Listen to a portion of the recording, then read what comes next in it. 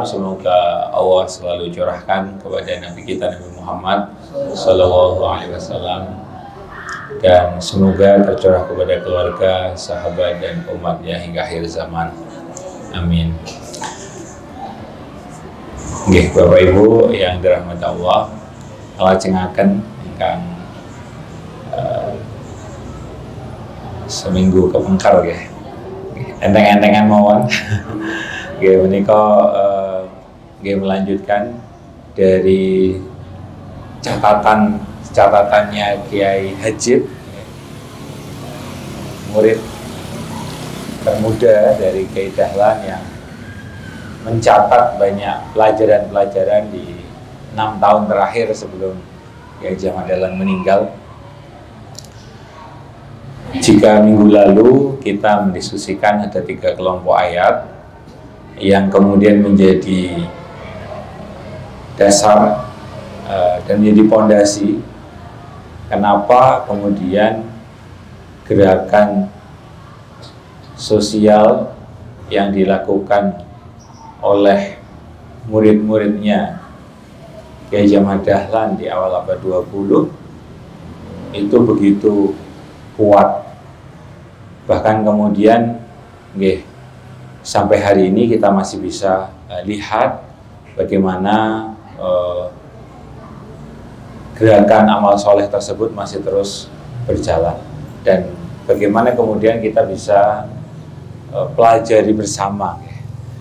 Nah, pekan lalu ada 3 kelompok ayat, ada 3 kelompok ayat yang kita sudah baca bersama, dimulai dari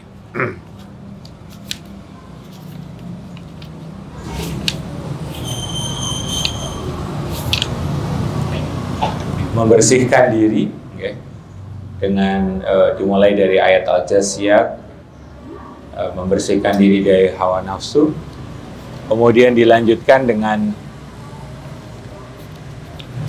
kelompok yang kedua adalah menggempur hawa nafsu, mencintai harta benda, dengan Al-Fajr ayat 17-23, dan yang kemudian dilanjutkan dengan Al-Ma'un 1-7. Jadi ada sebuah kesinambungan. Jadi tidak ujuk-ujuk Al-Ma'un, karena memang itu yang terkenal, kita sudah tahu bersama, tetapi ternyata sebelum Al-Ma'un ada ayat-ayat lain yang menguatkan kenapa kita tidak boleh menjadi seorang pendusta agama, dan kemudian bagaimana agar menyantuni anak yatim, agar mau membantu orang miskin. Ada proses disebut ideologisasi, yang sebelumnya dimulai dengan bagaimana menggempur hawa nafsu dan bagaimana kemudian membersihkan diri dari hawa nafsu.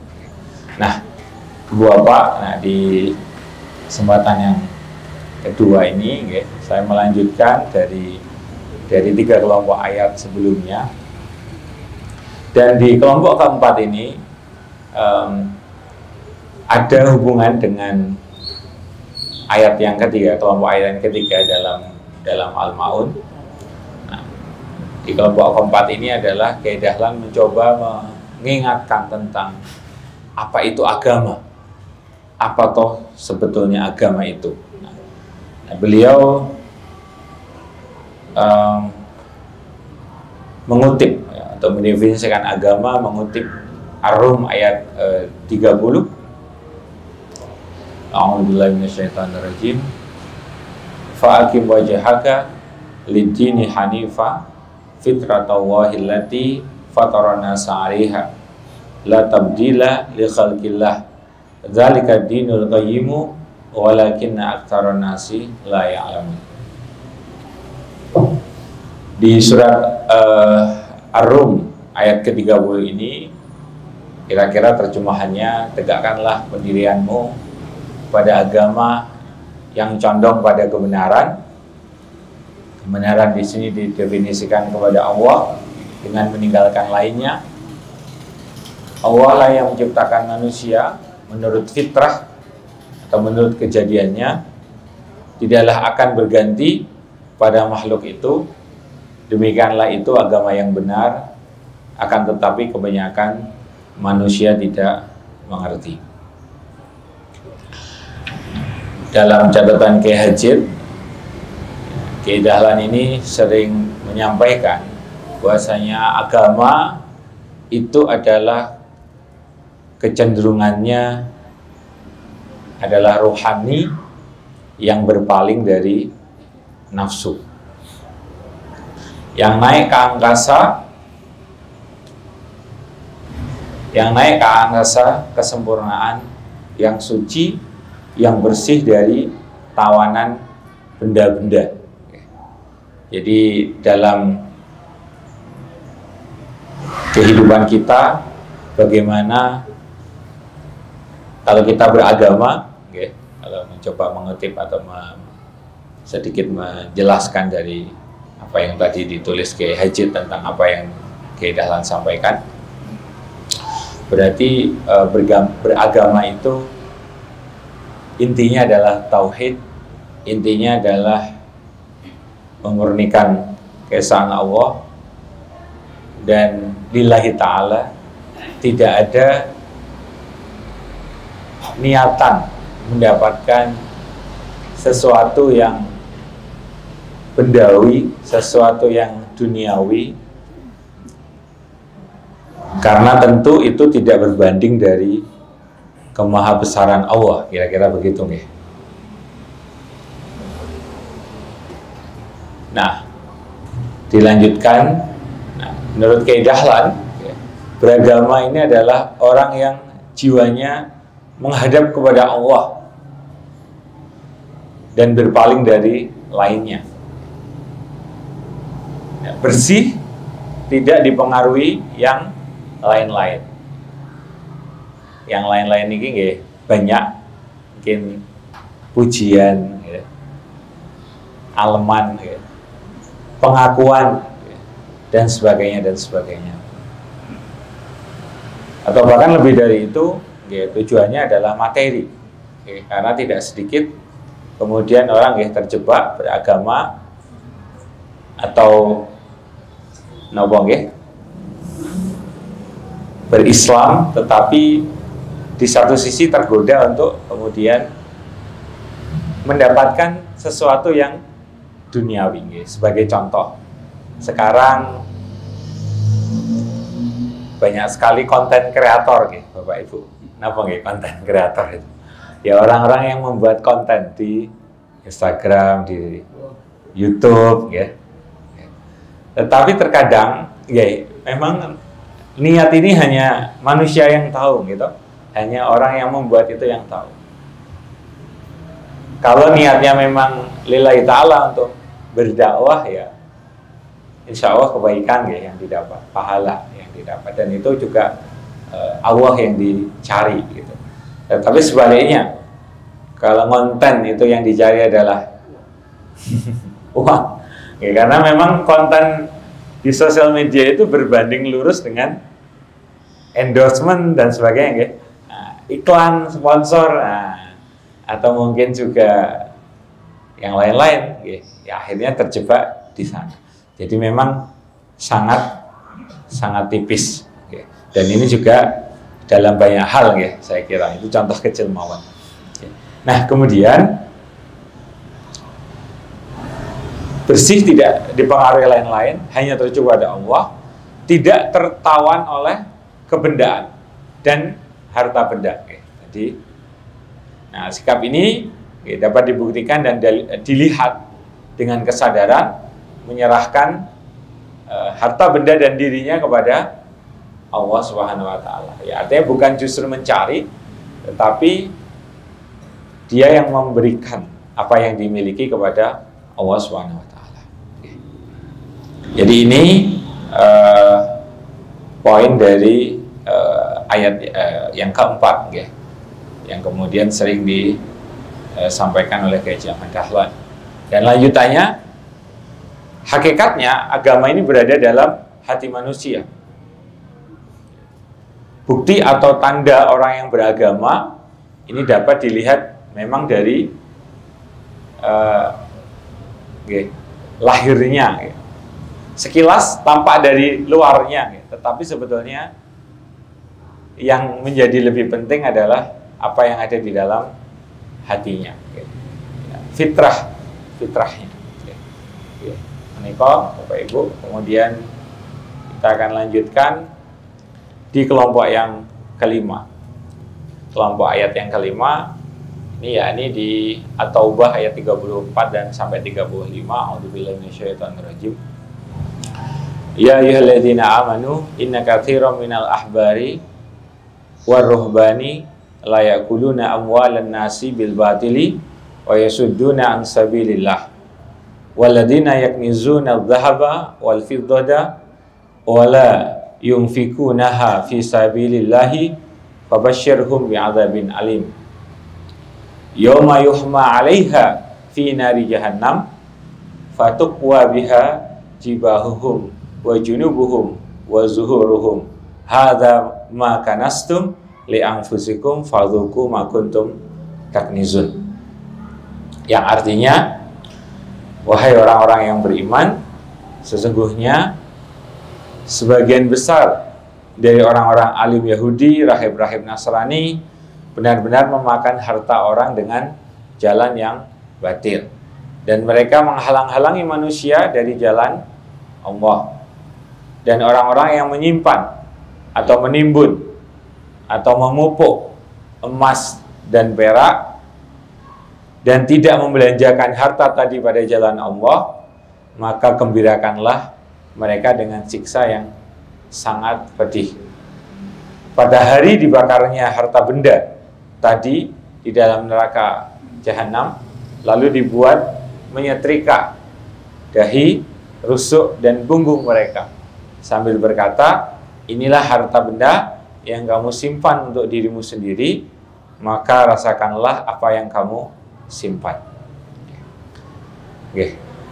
Jadi ayat ini Bapak, kalau kita gabungkan dengan ayat-ayat sebelumnya, kumpulan ayat sebelumnya, maka akan terhubung. Itulah kenapa kemudian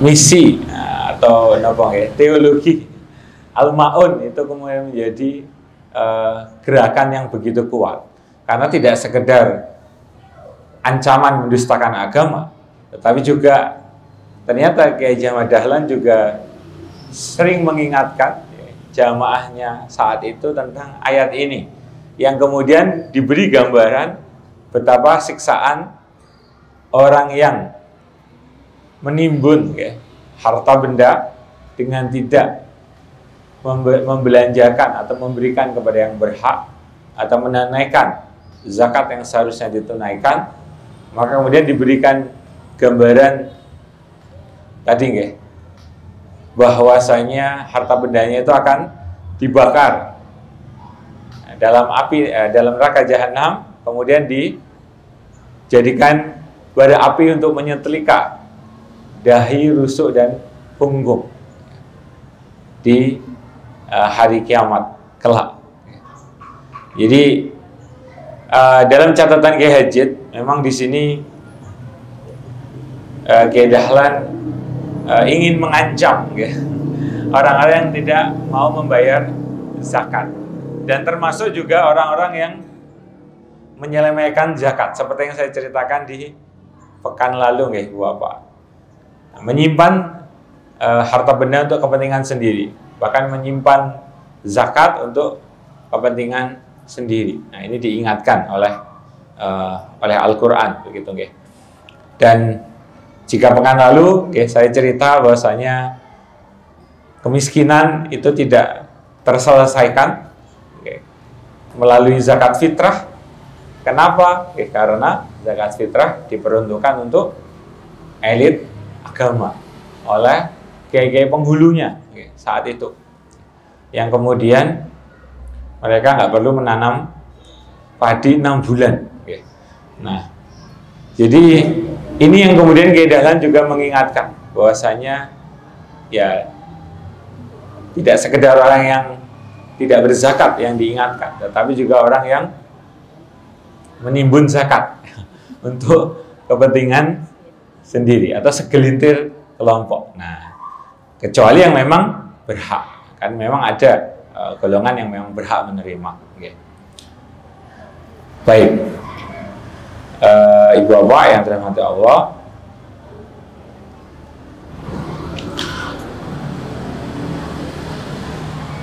nah selanjutnya dari ayat ini lagi-lagi yang kemudian menjadi penting adalah kesadaran bahwasanya bagaimana ketika kita memiliki titipan dari Allah Subhanahu wa taala, bagaimana itu kemudian harus disalurkan.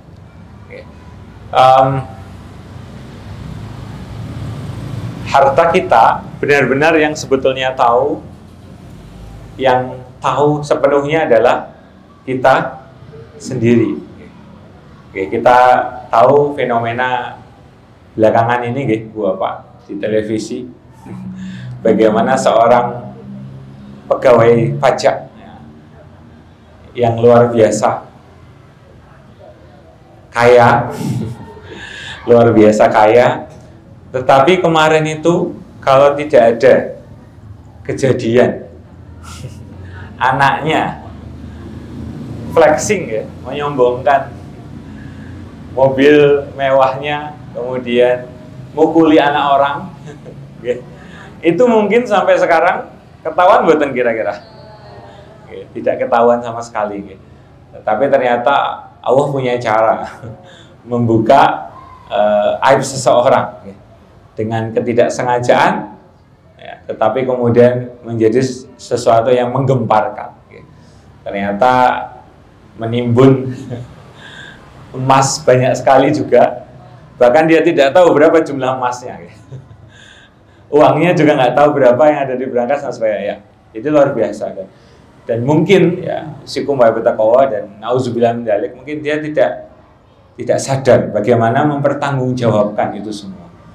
Dan bisa dibayangkan kalau emas yang disimpan ditimbun itu, seperti yang disampaikan Allah ini di At-Taubah 34-35, dibakar di api neraka dan dijadikan bara api untuk menyetrika. Ketika memang menimbun dengan cara satu, jelas tidak benar, dan mengakali negara dengan cara yang sangat tidak dibenarkan undang-undang. Bagaimana seorang petugas pajak punya konsultan pajak, nah kan pasti bisa kong kali kong, wes rasa bayar akeh-akeh, bayar aku wae, dan sebagainya ya. Wallahu a'lam. Tetapi memang demikian cerita yang kita bisa lihat di depan mata kita sekarang. Dan seperti yang Pak Mahfud MD sampaikan, sekarang itu kalau dulu zaman Orde Baru yang bisa korupsi itu hanya Pak Harto mungkin begitu dan keluarganya. Tetapi sekarang semua kalangan itu bisa korupsi dari semua tingkatan, di tingkat pusat, di tingkat provinsi, di tingkat kabupaten kota, sampai wallahu sampai di tingkat desa mungkin. Dan itu kejadian sudah banyak sekali. Ini yang kemudian kita istilahnya refleksikan bersama, karena sangat mungkin nauzubillah min dzalik kita melakukan itu karena kita memiliki Bapak, kekuatan, power, akses, apapun. Kalau kita punya itu, pasti peluang untuk melakukan korupsi itu ada. Tetapi kalau kita mengingat lagi ayat yang diingatkan Dahlan kepada jamaahnya tentang bagaimana kita akan mempertanggungjawabkan semua harta yang kita miliki, Karena kalau kita ingat kajian Ahad pagi kemarin, itu kan kalau harta itu tidak sekedar dari mana, tetapi juga untuk apa. Jadi dua, tidak sekedar dari mana, tapi untuk apa kita belanjakan.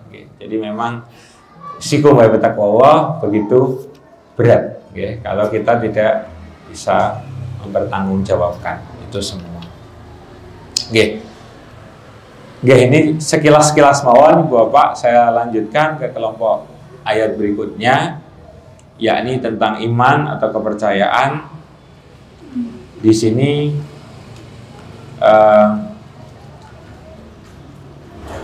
Kedahlan mengutip Al-Ankabut ayat 1-3.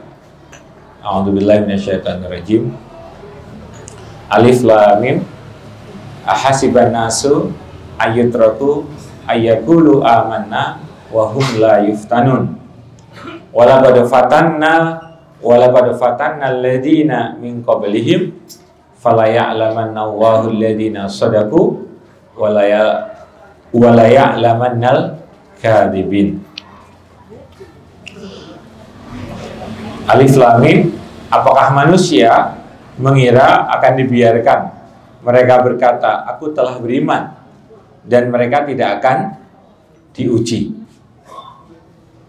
Sungguh aku telah menguji orang-orang sebelum mereka, niscaya Allah mengetahui orang-orang yang benar atau mukmin dan mengetahui orang-orang yang berdusta atau munafik. Ibu Bapak, jadi di kelompok ayat ini mungkin tidak terkait secara langsung dengan ayat-ayat sebelumnya, tapi masih berhubungan, Jadi di ayat ini Kiai Jamal Dahlan dalam catatan Kiai Hajid mengingatkan bahwasanya banyak sekali manusia yang mengaku dirinya sudah mukmin. Sudah mukmin. Mukmin ini mengaku dia beriman. Padahal mereka ini belum diuji seberapa keimanannya ini benar-benar sudah kuat dan benar-benar selamat dari siksa neraka. Sebelum lebih lanjut, Ibu Bapak, kalau Ibu Bapak mirsani di beberapa masjid kuno, masjid-masjid lawas, misalnya Masjid Gede Kauman, atau Masjid Mataram Kota Gede, atau bahkan Masjid Demak, atap masjid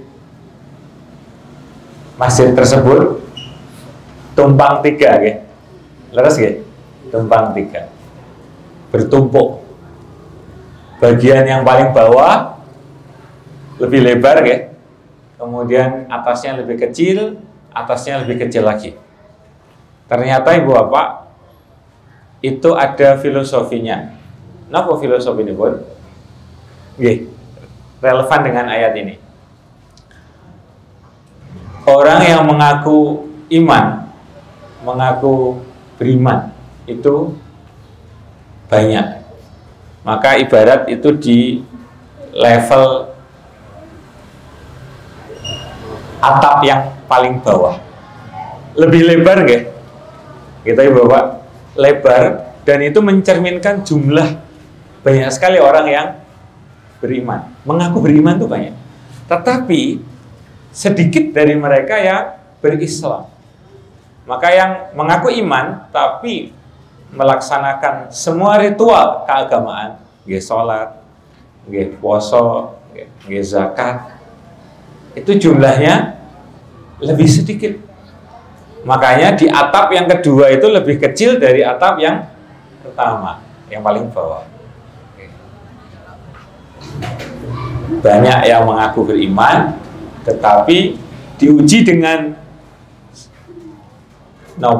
terkait dengan ritual ibadah, diuji dengan kewajiban-kewajiban menjalankan agama kita, ternyata berat. ternyata banyak yang tidak mampu. Nah, sehingga jumlahnya lebih sedikit. Nah, yang lebih sedikit lagi Bapak, atap yang paling puncak semakin mengecil, nggak? Nah, yang sedikit itu adalah orang yang ihsan. Nah, kenapa Bapak ihsan? Anta buduwaha ka'annaka tarahu. Fa in lam yakun tarahu fa innahu yaraka. Seakan-akan saat kita beribadah melaksanakan perintah Allah sebagai seorang yang mukmin dan muslim, kita itu seakan bisa menghadirkan Allah di depan kita atau di dekat kita. Kalau kita tidak mampu melakukan itu, kita yakin Allah melihat kita saat beribadah. Nah, itu level yang tertinggi, ihsan. Jumlahnya lebih sedikit lagi, lebih sulit lagi untuk mencapai itu. Nah, ini sedikit gambaran mawon, ilustrasi. Ternyata pendahulu-pendahulu kita itu dalam membangun bangunan itu terkadang juga ada makna-maknanya, ada filosofi-filosofi yang bisa kita pelajari sekarang. Termasuk yang jauh dalam bangunan masjid, tetapi di bagian bawah, kemudian naik ke serambi, kemudian naik ke bangunan utama. Nah, itu juga ada filosofinya. Kalau kita lihat di masjid-masjid lama, rata-rata begitu. Masjid Kauman, Masjid Mataram, Kota Gede, Masjid Demak, dan lain-lain. Kita bisa lihat. Ternyata itu juga menyimpulkan sesuatu, gitu, Pak. Misalnya, paling bawah itu kan wilayah yang profan, yang tidak sakral. Wilayah yang tidak sakral. Kemudian naik ke wilayah yang kedua, wilayah yang semi sakral. Ini kita ada di Serambi, ini kan semi sakral, tidak di bawah, tapi ini di tengah-tengah. Kemudian ada wilayah yang sakral, ada yang di dalam. Tapi ini bukan berarti yang ibu-ibu sholat tenjawi wilayah semi sakral, betul, karena memang tidak muat. Tapi kalau di luar Ramadan kan sama-sama di dalam. Jadi seperti itu. Bagaimana ternyata orang-orang terdahulu, pendahulu kita itu juga membangun sesuatu dengan sebuah filosofi. Di situ ada pelajaran-pelajaran. Bapak Ibu, ini tadi di pelajaran yang ke-7 dari ayat-ayat yang sering Kiai Dahlan sampaikan kepada jamaahnya, kepada murid-muridnya tentang mengingatkan bahwasanya orang yang mengaku beriman itu tidak cukup, gitu kan? Karena ujian orang yang beriman itu begitu banyak, begitu berat.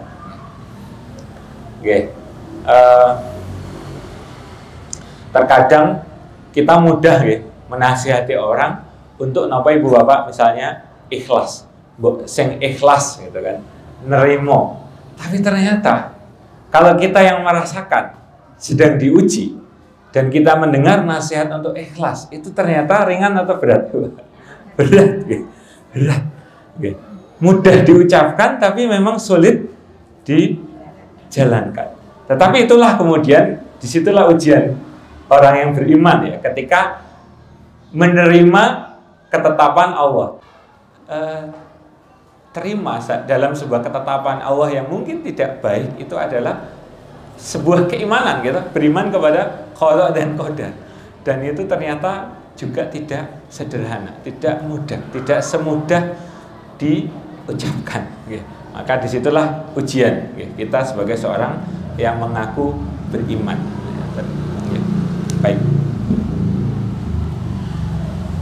Baik Ibu Bapak, kemudian kelompok ayat berikutnya sedikit-sedikit mawon biar banyak, nanti kemudian bisa diperdalam lagi dalam kesempatan-kesempatan yang lain. Kelompok ke-8 ini adalah tentang amal soleh, tentang amal soleh. Di sini sebelum sebelum masuk kepada ayat, ya, di sini ada ungkapan. Ini bukan sebuah hadis, bukan sebuah ayat Al-Quran. Oke, tetapi ungkapan yang Kiai Dahlan sering ingatkan, an-nasu kulluhum mauta ilal ulama wal ulama mutahayyiruna ilal amilun wal amiluna ala wajalin ilal mukhlisun. Manusia itu semua mati atau semua itu seperti orang tidur kecuali ulama, orang alim, ya. Karena kenapa ulama ini? Karena dia selalu ingat tentang siksa-siksa di akhirat, selalu ingat tentang perintah Allah. Maka dia, ulama itu hakikatnya tidak tidur, dia selalu mengingat itu dan mengingatkan kepada orang lain. Nah, yang menarik, dan ulama-ulama itu banyak juga ternyata yang bingung. Bingungnya di sini apa? Takut. Karena apa? Mengkhawatirkan dirinya sendiri. Kenapa takut mengkhawatirkan dirinya sendiri? Karena takut kalau nanti disiksa, okay, saat masuk neraka. Karena saking tadi memikirkan, karena dia tidak mengurangi tidurnya dan kemudian selalu mengingat bahaya siksa di akhirat, gitu. Kemudian juga karena itulah kemudian banyak ulama itu yang tidak, apa istilahnya, tidak tenang. Dalam hatinya itu penuh dengan ar-raja wal khauf, gitu kan, pengharapan dan ketakutan. Kenapa? Karena tidak yakin apakah kemudian nanti saat hari kiamat ulama ini juga selamat. Kalau Nabi, ya, dan Rasul menikah maksum, ya, insya Allah sudah dijamin para sahabat, ya, maksum. Tetapi ulama yang juga hidup, ya, di zaman sekarang yang juga mohon untuk siap-siap berdoa berpuasa. Baik, ya, itu juga dalam sebuah kebingungan, ya. Tetapi kemudian orang yang telah kecuali sinten ibu bapak, kecuali orang-orang yang beramal, ya. Nah, tetapi orang yang beramal ini pun juga kadang masih takut, ya. Nah, tadi ulama yang beramal, nah, tetapi orang yang beramal ini juga takut, ya. Kecuali orang yang beramal dengan ikhlas, ya. Jadi ini sedikit, ya, ibu bapak, potongan-potongan, ngapunten kalau melompat-lompat, ya, tetapi ini saya ambil secuplek dari apa yang biasa Kiai Haji Ahmad Dahlan sampaikan kepada jamaahnya. Semoga yang sedikit ini bermanfaat untuk renungan kita bersama. Mohon maaf jika ada kekurangan. Nasrul minallah wa qarib wa basyiril mu'minin. Assalamualaikum warahmatullahi wabarakatuh. Monggo sareng-sareng kita baca doa. Bismillahirrahmanirrahim.